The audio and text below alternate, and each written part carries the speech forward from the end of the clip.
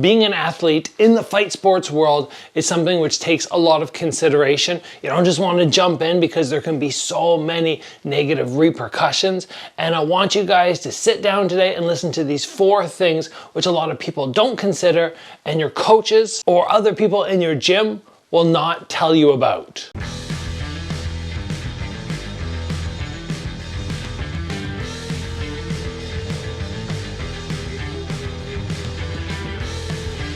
So I've already done an episode where I talked about, okay, here are like 3 things or 5 things that you need to know going into your first fight.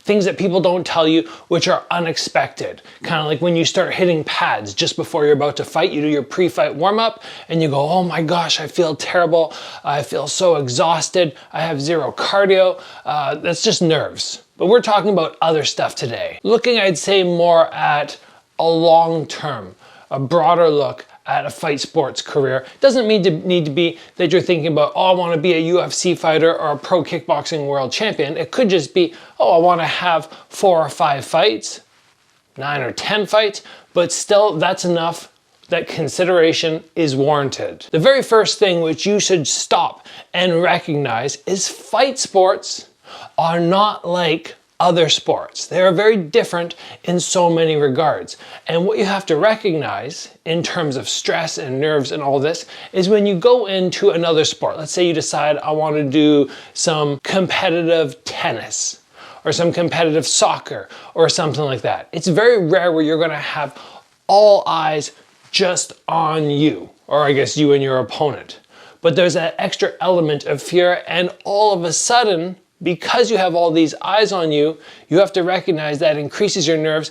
And along with that, especially in the times of losses, you have, okay, I had all these eyes on me. Okay, I got beat up. Okay, I got hurt. There are so many negatives to going into a fight and not being victorious. And it's okay for somebody to say to you, look, these are the downsides, because I've seen a number of people who didn't train hard enough for their first or second or third fight, and they end up realizing this after the fact. And they're sitting there in the locker room and they're so discouraged and so beat up. I'm going, man, I wish somebody would have told you so you would have trained harder. I'm not doing this episode, by the way, to stop you. I'm just doing it, hopefully, to really push you to train as hard as possible so you can be victorious.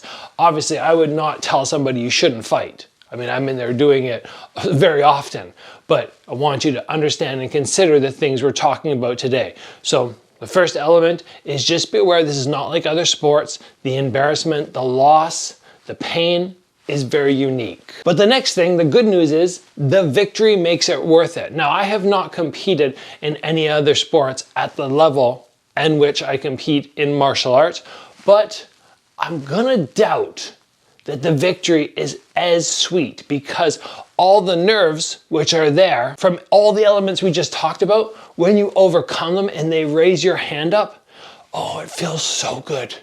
It's such an amazing feeling. For me, I feel like I'm floating, like I'm on cloud 9, and I'm just like, this is the best thing ever. What could be better? All the work I put in, all the fear I faced, and I came out and accomplished what I wanted. That feeling makes it entirely worth it. If people ever go, why do you fight? Like, what's the point? Why would you even do that? Like, it just sounds awful. You can go that one moment. Most people probably will not experience that amount of joy from achieving something that you do when you get the win. The next thing that I want you to consider and really understand is the damage which is involved. Now, I know we already talked about, okay, in the fight you can take damage, but the reality is we want to get out of this fight career and we want to move on to another stage of life. At some point, you might still be training for fun, but we want to get out and we want to be able to enjoy the rest of our life. And it's not actually the fights which is usually going to cause the majority of the damage. It's the training. And somebody should stop and say that to people who are considering fighting but are scared of damage in the ring.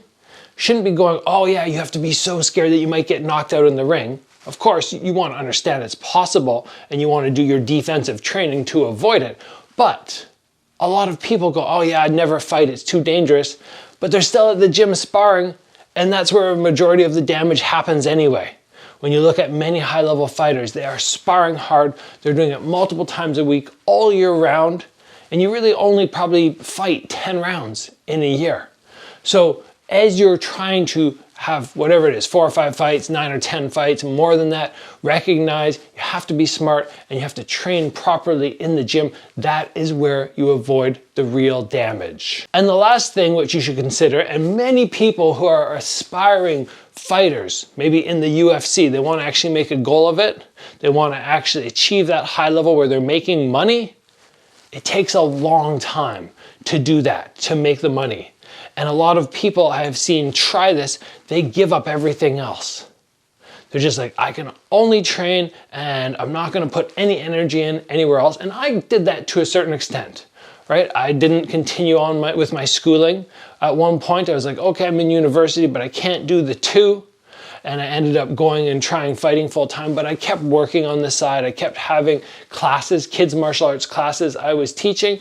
So at the end of the day, if the fighting didn't go well, I was still making money and I was not going to be broke and destitute. So understand that it's good, and I advise this to everybody who I talk to, still continue on your school path or still continue on building some sort of career. And then if you get to the point where you're making money in fighting and you can put that aside for a moment, then you can go, I am a full-time pro fighter who actually makes enough to live. But if you try to jump the gun and you're like, I'm gonna go all in, and then it doesn't work, and the reality is it probably doesn't work for a majority of the people. That's why so few fighters make it to the very top. And it's even harder in kickboxing and Muay Thai. People go, okay, it's hard to become a UFC fighter.